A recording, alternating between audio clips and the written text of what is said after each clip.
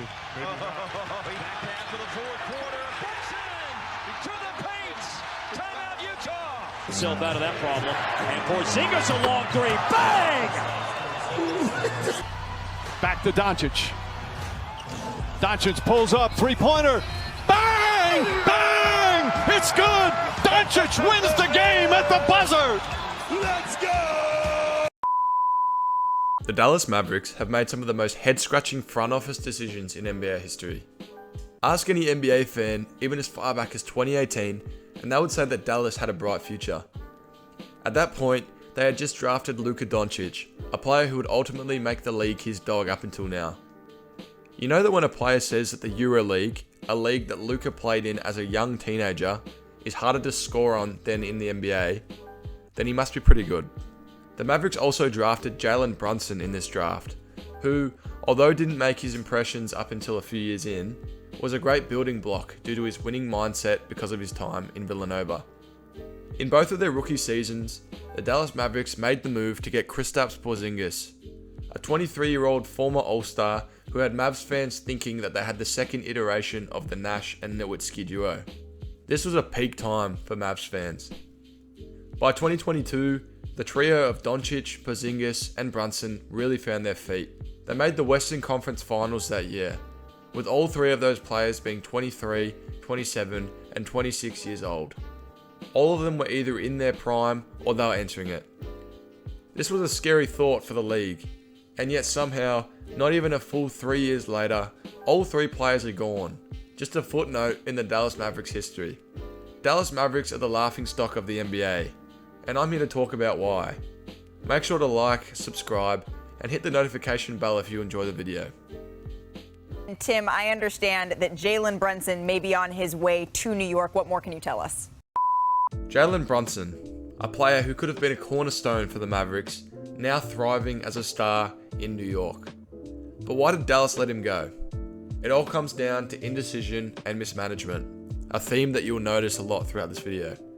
The Mavs had a chance to lock Brunson in for 4 years at $55 million, but they hesitated and wanted to see how the season unfolded. While they officially knew that they wanted Brunson long-term during the 2022 playoffs. In the 2022 playoffs, Jalen Brunson put the league on notice when Luka Dončić was sidelined with a calf strain. In the first round series against the Utah Jazz, Brunson played like a superstar, averaging nearly 28 points, 4.8 rebounds, and 4.2 assists, while leading the Mavericks to a 2-1 series lead before Luka even stepped back on the court. His 41-point explosion in Game 2 cemented his status as a legit difference maker, showing elite shot creation, footwork, and poise under pressure. Even Luka himself acknowledged Brunson's dominance in a later interview, saying that he was amazing, and then watching him cook gave him confidence in the team's ability to win without him. That playoff run proved that Brunson was worth every penny, just not to the Mavericks, who fumbled the bag and let him walk for nothing. By the time they had come around to making an offer, Brunson had already outgrown it and felt pretty undervalued. Meanwhile, the Knicks aggressively cleared cap space and made him a priority. The result? Brunson walked for nothing, and Dallas was left scrambling to replace him. Let's flip it to the Mavericks, though, because that's a more interesting angle here. What a shocking return for Kristaps Porzingis, considering what you gave up to get him from the Knicks. Kristaps Porzingis was brought in to create the next Nash and Nowitzki duo in Dallas back in Luka's rookie year. But unfortunately for Mavs fans, Porzingis spent more time in the hospital toilet than on the basketball court. Porzingis only played 134 games in 3 seasons as a Maverick. But during this time, he averaged a pretty 20-9 with nearly 2 blocks. Unless they traded for a monumental player, someone who would move the needle into a championship contender, then you shouldn't trade someone like Tingus Pingus. Tingus Pingus! Instead of waiting for the right deal, the Mavericks shipped him off to the Wizards for Spencer Dinwiddie and Davis Bertans.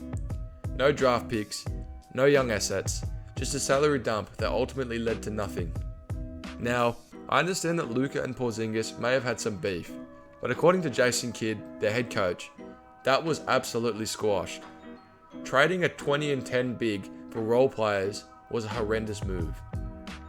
Despite being sent to basketball purgatory in Washington for 2 years, somehow Porzingis has better mental health and less scarring than Mavs fans, who are mostly scarred due to the Lakers and Mavericks making it a blockbuster night. Luka Dončić headed to the Lakers, Anthony Davis headed to the Mavericks. And then there's the biggest mistake of them all, trading Luka Dončić. Yes, you heard that right. The Mavericks had one of the best young superstars in the game and somehow convinced themselves that they needed to trade him. The front office leaked concerns about Luka's diet, conditioning, and leadership. They were worried that he'd spent a little too much time as Luka Dončić and drinking too many Lasco beers in his free time. But let's be real, even with this lack of conditioning, Luka carried this team to an NBA Finals appearance. The Mavericks didn't have a championship caliber roster, yet they made it because of him. Instead of building around their generational talent, they blamed him for their failures and sent him to the Lakers in exchange for Anthony Davis.